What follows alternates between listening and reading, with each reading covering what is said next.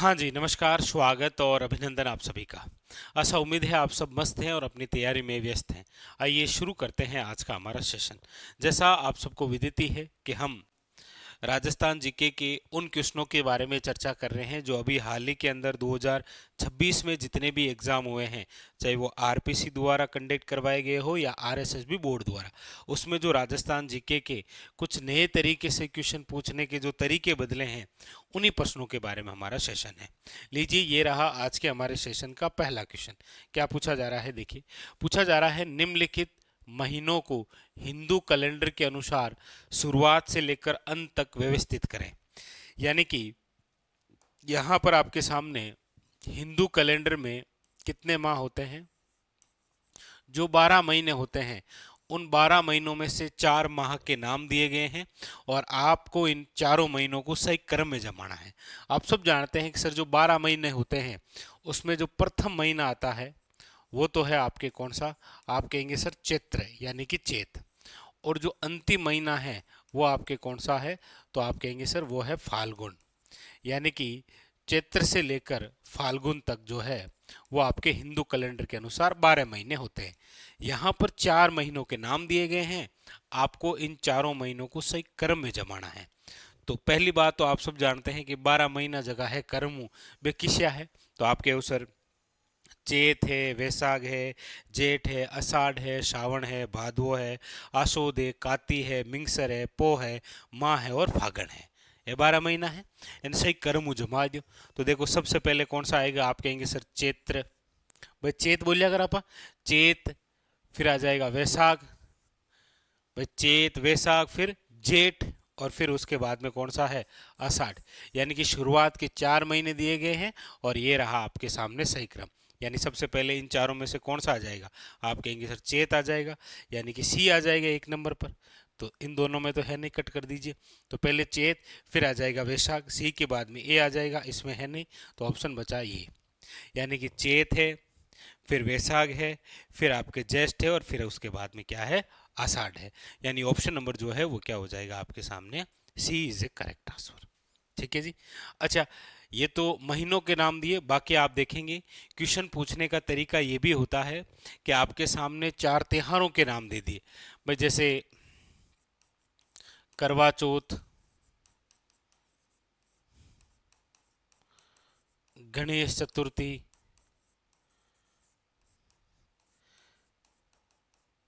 कृष्ण जन्माष्टमी, आखा तीज। इस प्रकार से ये 4 त्योहारों के नाम दिए और वो पूछ लेगा निम्न में से दिए गए त्योहारों को सही क्रम में जमाइए। ठीक है, वो इस प्रकार से भी पूछ सकता है। चलिए आगे, अगला क्वेश्चन क्या कह रहा है देखिए। अगला है आपके सामने, लीजिए। पूछा जा रहा है आपसे कि क्षेत्रफल के अनुसार राजस्थान का सबसे बड़ा और सबसे छोटा जिला कौन सा है? निम्न में से सबसे उपयुक्त विकल्प को चुनिए। देखिए, अभी भी यदि हम चर्चा करें कि हमारे राजस्थान में वर्तमान के अंदर 41 जिले हैं, लेकिन अभी भी कुछ ऐसे क्वेश्चन हैं जो 33 के अकॉर्डिंग ही चल रहे हैं। भाई पूछा जा रहा है क्षेत्रफल के आधार पर सबसे बड़ा जिला कौन सा है? तो आप कहेंगे सर सबसे बड़ा जो जिला है अभी वो है जैसलमेर। और जैसलमेर के एरिया की यदि हम बात करें तो 33 के अकॉर्डिंग याद रखिएगा वो है आपके 38,401 वर्ग किलोमीटर। यदि सबसे छोटे की हम बात करते हैं तो वो है आपके सामने कौन सा? आप कहेंगे सर धौलपुर। एरिया है 3,034 या कई बार 33 वर्ग किलोमीटर। यानी कि आप कहेंगे सर सबसे बड़ा जिला क्षेत्रफल के आधार पर जैसलमेर है और सबसे छोटा जो है वो कौन सा है? धौलपुर है। यानी ऑप्शन नंबर जो है वो क्या है? ए इज ए करेक्ट आंसर। याद रखिएगा। ठीक है, ए जो है वो करेक्ट आंसर है। अगला, अगला है आपके सामने, लीजिए। पूछा जा रहा है किस पेड़ को राजस्थान का कल्प वृक्ष कहा जाता है? कौन सा पेड़ है जिसे राजस्थान का कल्प वृक्ष कहते हैं? खेर, ऑप्शन है आपके सामने प्लास, ऑप्शन है धोकड़ा, और ऑप्शन है आपके सामने खेजड़ी। बताइए। तो आप कहेंगे सर धोकड़ा की तो यदि हम बात करें तो याद रखिएगा राज्य में सर्वाधिक, पूछा जाए राज्य में सर्वाधिक किस प्रकार के वन या वृक्ष हैं, तो याद रखिएगा वो है आपके सामने धोकड़ा, प्लास या जिसे आप कहते हैं ढाक। इसे तो आप कहा और पूछा भी जाता है कौन सा, वो पूछा जाता है the flame of forest, the flame of, याद रखिएगा फॉरेस्ट, बोले तो जंगल की आग या फिर वन की ज्वाला जिसे आप कहते हैं, यहां से भी रिलेटेड क्वेश्चन आया। खेर वृक्ष की हम बात करते हैं तो आप सब जानते हैं कि सर ये जो खेर वृक्ष है जिसका साइंटिफिक नेम है याद रखिएगा वो होता है आपके अकेशिया कटेचू, अकेशिया कटेचू। इससे क्या प्राप्त होता है तो आप कहेंगे सर कत्था, कत्था का एक तृण होता है, याद रखेंगे आप, ठीक है। उसके बाद में फिर ऑप्शन में है खेजड़ी, और यहाँ पर पूछा भी ये गया है कि सर राजस्थान का कल्प वृक्ष जिसे कहते हैं वो कौन सा है, खेजड़ी, याद रखिएगा खेजड़ी, जिसका साइंटिफिक नेम है आपके सामने प्रोसोपिस, प्रोसोपिस सिन्नेरेरिया, याद रखिएगा। खेजड़ी जो है वो हमारे राजस्थान का क्या है, राज्य वृक्ष है, जिसे दर्जा दिया गया है 1983 के अंदर। खेजड़ी को स्थानीय भाषा में याद रखिएगा सामल के नाम से जानते हैं, शेखावटी के अंदर इसे झांटी कहते हैं, और बाकी याद रखिएगा विष्णु समाज के अंदर इसे समी वृक्ष के नाम से पूजा जाता है। ये राजस्थान का गौरव है, राजस्थान का गौरव है, याद रखिएगा, ठीक है। और हाल ही में इंपॉर्टेंट ये है कि इसी खेजड़ी वृक्ष से जो हरी फली प्राप्त होती है ना, कौन सी, हरी फली, जिसे हम कहते हैं सांगरी, इसी सांगरी पर क्या लगा है, याद रखिएगा जीआई टैग, जीआई टैग। तो यहां पर पूछा गया कि राजस्थान का कल्प वृक्ष किसे कहते हैं, याद रखिएगा खेजड़ी को कहते हैं, ठीक है। अगला अगला है आपके सामने कि भारत की सबसे बड़ी लवणीय झील कौन सी है, इनमें से सबसे बड़ी लवणीय झील कौन सी है, भाई डीडवाना झील है, सांबर झील है, नक्की झील है या फड़ौदी झील है। आप कहेंगे सर पूछा जा रहा है भारत की सबसे बड़ी लवणीय झील, इनमें से भारत की सबसे बड़ी जो लवणीय झील है वो है आपके, याद रखिएगा सांबर झील, सांबर झील, जिसकी लंबाई जो है, जिसकी लंबाई जो है वो याद रखिएगा कितनी है, आप कहेंगे सर 32 किलोमीटर, 32 किलोमीटर जो है इसकी क्या है, लंबाई है। सांबर झील है कहाँ पर, तो याद रखिएगा ये है आपके जयपुर के अंदर। सांबर झील से याद रखिएगा नमक का उत्पादन होता है, क्या होता है, नमक का उत्पादन। और खास बात यह है कि यहाँ पर जो नमक उत्पादन होता है वो देश के कुल नमक उत्पादन में कितना योगदान रखता है, याद रखिएगा 8.7%। और इसी सांबर झील को आप जानते हैं वेटलैंड के आधार पर, याद रखिएगा किसमें शामिल किया गया है, रामसर साइड में भी शामिल किया गया है इसे 1990 में, कौन सी, सांबर झील, याद रखिएगा, ठीक है। तो भारत की सबसे बड़ी लवणीय झील सांबर झील है। एक क्वेश्चन और आता है सांबर झील से, वो ये आता है कि कौन कौन सी ऐसी नदियां हैं जो सांबर झील में आकर गिरती है, तो याद रखिएगा सांबर झील में आकर गिरने वाली नदियों में याद रखिएगा एक तो है मेंथा, मेंथा या मेंढा, याद रखिएगा सर्वाधिक लवणता लाने का कार्य करती है। उसके अलावा देखो खारी है, याद रखिएगा मेंता है, खारी है, खंडेला है, याद रखिएगा रूपनगढ़ है, ये सारी जो नदियां हैं ये आपके किस में आकर गिरती है, याद रखिएगा सांबर झील में। इसीलिए ये भी इंपॉर्टेंट हो जाता है कि सांबर झील जो है वो आंतरिक प्रवाह के आधार पर सबसे बड़ी खारे पानी की झील भी है, याद रखिएगा कौन सी, सांबर, ठीक है। आगे अगला क्वेश्चन है आपके सामने कि राजस्थान देश में किस फसल का सबसे बड़ा उत्पादक है, सबसे उपयुक्त विकल्प चुने आप। राजस्थान देश में किस फसल का सबसे बड़ा उत्पादक है। देखिए राजस्थान की यदि हम बात करते हैं तो याद रखिएगा राजस्थान जो है वो दो बड़ी फसलों के अंदर उत्पादक राज्य है, दो फसलों में, कौन कौन सी दो है? एक तो याद रखिएगा बाजरा है, और एक याद रखिएगा सरसों वेराई। सरसों वेराई याद रखिएगा, बहुत इंपॉर्टेंट। इसीलिए तो कई बार राजस्थान को बाजरा प्रदेश या फिर हम क्या कहते हैं, सरसों प्रदेश के नाम से जानते हैं। तो बाजरा और सरसों के मामले में, मतलब बाजरी और रायडो सरसों, इन दोनों के मामले में राजस्थान जो है वो देश में क्या करता है, टॉप करता है, याद रखिए। यहाँ ऑप्शन के अकॉर्डिंग यदि हम बात करते हैं तो ऑप्शन नंबर कौन सा है, सी इज ए करेक्ट आंसर, याद रखिएगा बाजरा। अगला अगला है आपके सामने कि गंग नहर में जल का स्रोत है, यानी कि जो गंग नहर है उसमें मुख्य रूप से जल का कौन सा स्रोत है। अब यहां पर ऑप्शन में देखो, व्यास नदी है, चंबल नदी है, गंगा नदी है, या फिर सतलज नदी है। यहां पर पूछा गया है कि गंग नहर में जल का स्रोत कौन सा है। भाई व्यास नदी है, चंबल नदी है, गंगा नदी है, या फिर सतलज नदी है। आप कहेंगे सर ये जो गंग नहर है, याद रखिएगा ये राजस्थान की, या राजस्थान में प्रथम प्रथम नहर है, जो लेकर आए थे कौन, याद रखिएगा बीकानेर के महाराजा महाराजा गंगा सिंह द्वारा। इसीलिए गंगा सिंह को क्या कहते हैं, राजस्थान का भागीरथ कहते हैं, याद रखिएगा। गंगा सिंह जो कहाँ के हैं, बीकानेर के। गंग नहर का जो कार्य है वो आपके 1921 से लेकर 1927 तक, याद रखिएगा।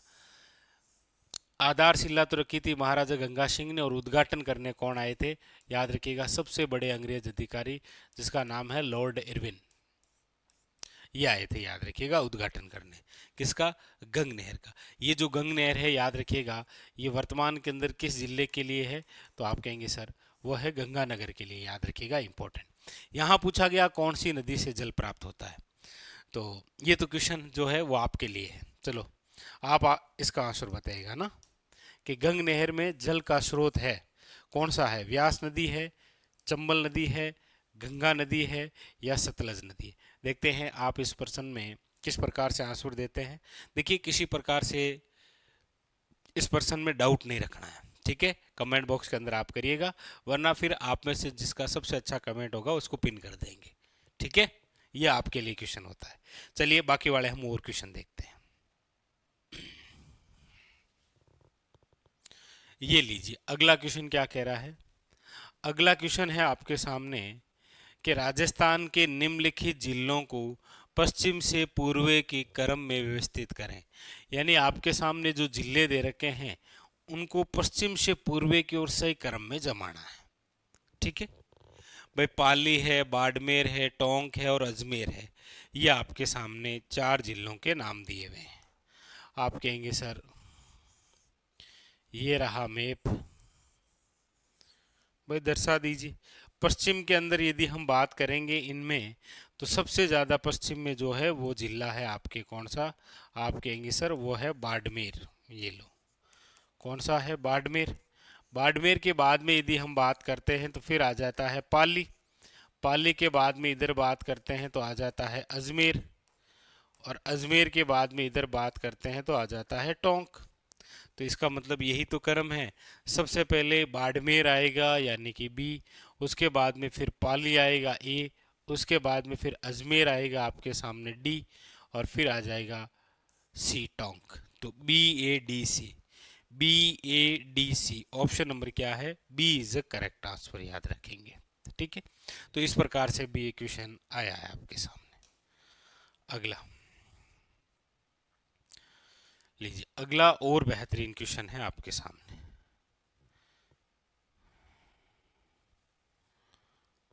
लीजिए पूछा जा रहा है आपसे कि राजस्थान के जिलों को प्रति वर्ग किलोमीटर उच्चतम से निम्नतम जनसंख्या घनत्व के अनुसार व्यवस्थित करो।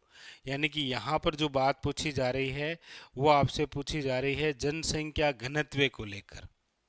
देखिए यदि हम चर्चा करें यहाँ जनसंख्या घनत्व को लेकर, तो देखो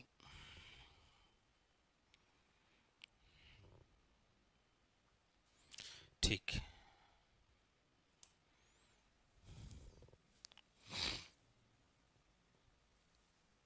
जनसंख्या घनत्व। देखिए जनसंख्या घनत्व की हम बात करते हैं तो याद रखिएगा राजस्थान का जो जनसंख्या घनत्व है वो तो कितना है, याद रखिएगा 200। और ये किसके अकॉर्डिंग है, तो आप कहेंगे सर 2011 के अनुसार। 2011 के अनुसार राजस्थान का जो जनसंख्या घनत्व है वो कितना है, 200। 2001 के अनुसार देखेंगे तो ये जनसंख्या घनत्व कितना था, 165, यानी कि वृद्धि हुई है कितनी, +35 की। ठीक है। अब यहां पर आपके सामने दो प्रकार के क्वेश्चन बन सकते हैं। एक तो बन सकता है कि सर्वाधिक जनसंख्या घनत्व वाला जिला कौन सा है, और एक क्वेश्चन बन सकता है न्यूनतम जनसंख्या घनत्व वाला जिला कौन सा है। तो आप कहेंगे सर सर्वाधिक वाला जो जिला है वो तो है आपके सामने जयपुर। जयपुर जो है वो कितना है, 595, याद रखेंगे। जबकि न्यूनतम वाला कौन सा है, तो न्यूनतम वाला एक नंबर पर है, याद रखिएगा जैसलमेर। जैसलमेर का कितना है, तो आप कहेंगे सर 17। फिर 2 नंबर पर जो है वो है आपके सामने, याद रखिएगा बीकानेर, कितना है 78। 3 नंबर पर कौन सा है, तो आप कहेंगे सर वो है बाड़मेर। बाड़मेर कितना है 92। 3 में इसीलिए लिख रहा हूं क्योंकि याद रखिएगा राजस्थान के 3 वे जिले जहां पर जनसंख्या घनत्व जो है वो 100 से कम है। 100 से कम वाले 3 ही हैं। कौन कौन से, जैसलमेर, बीकानेर और बाड़मेर। अब देख लीजिए यहाँ पर आप कहेंगे सर जनसंख्या घनत्व के अनुसार व्यवस्थित करें। यहाँ पर कह रहा है उच्चतम से निम्नतम की ओर व्यवस्थित करना है। तो देखिए जैसलमेर, बीकानेर और बाड़मेर हमारे राजस्थान के 3 तो ऐसे ही जिले हैं जिनका जनसंख्या घनत्व जो है वो कितना है, आप कहेंगे सर 100 से कम है। इधर यदि हम बात करें सर्वाधिक वाले, तो 1 नंबर जयपुर है 595। 2 नंबर जो है वो भरतपुर है, याद रखिएगा कितना है, आप कहेंगे सर 503 है। यानी कि हमारे राजस्थान के 2 ऐसे जनसंख्या घनत्व वाले जिले हैं जिनका जनसंख्या घनत्व 500 से ज्यादा है, तो वो 2 ही हैं। 100 से कम वाले 3 हैं। तो इस प्रकार से क्वेश्चन पूछे जा रहे हैं। अब आपके सामने देख लीजिए कौन कौन से जिले हैं, तो आप कहेंगे सर जैसलमेर है, बीकानेर है, बाड़मेर है। ये तो हमारे राजस्थान के अंदर 3 ऐसे जिले हैं जिनका जनसंख्या घनत्व जो है वो क्या है, सबसे कम है। और 2 ऐसे जनसंख्या घनत्व वाले जिले हैं जिनका याद रखिएगा 500 से ज़्यादा है। जयपुर का 595 है, याद रखेंगे। और भरतपुर की यदि हम बात करेंगे तो भरतपुर का कितना है, याद रखिएगा 503। Very very important. ठीक है। तो ये पूछे भी गए हैं, याद रखिएगा ये पूछे भी गए हैं आपके एग्जाम के लिए। ठीक है, याद रखेंगे। तो यहां पर जो है वो क्या बताना है, उच्चतम से निम्नतम के अनुसार बताना है। तो बता दीजिए भाई भरतपुर जो है वो सर्वाधिक वाला है, इसमें से देख लो कितना है, आप कहेंगे सर वो है 503। भाई ये तो हो गया सर्वाधिक वाला। अच्छा न्यूनतम वाला कौन सा है इसमें, आप कहेंगे सर न्यूनतम वाला जो है वो है आपके सामने बीकानेर, कितना है 78। बस हो गया। उच्चतम से निम्नतम की ओर ही बढ़ताना है। तो यहाँ जो दे रखे हैं ऑप्शन के अकॉर्डिंग, उसमें आप देख लीजिए उच्चतम है आपके किसका, भरतपुर का। तो ए सबसे पहले आ जाएगा, ए जिसमें नहीं है उसको कट कर दीजिए। और निम्नतम वाला कौन सा है, बीकानेर, जो कि सबसे आखिरी में आ जाएगा। तो ए से लेकर सी तक है, ए से लेकर ये तो डी तक है, ए से लेकर सी तक है। ये ऑप्शन नंबर क्या हो जाएगा, D is A correct answer. ठीक है। तो यहां पर जो आपसे पूछा गया कि राजस्थान के जिलों को प्रति वर्ग किलोमीटर उच्चतम से निम्नतम की ओर जनसंख्या घनत्व के अनुसार व्यवस्थित करें, तो आप याद रखें ऑप्शन नंबर क्या हो जाएगा, D is A correct answer. तो आपके सामने इस प्रकार से क्वेश्चन आते हैं, ये भी थोड़ा सा ध्यान रखें, पिछले वर्ष की तुलना भी कर सकता है ये इस प्रकार से। ठीक है जी। चलिए, तो ये था आज का हमारा सेशन। मिलते हैं इसी प्रकार एक और बेहतरीन सेशन के साथ और बेहतरीन क्वेश्चनों के साथ। तब तक के लिए धन्यवाद।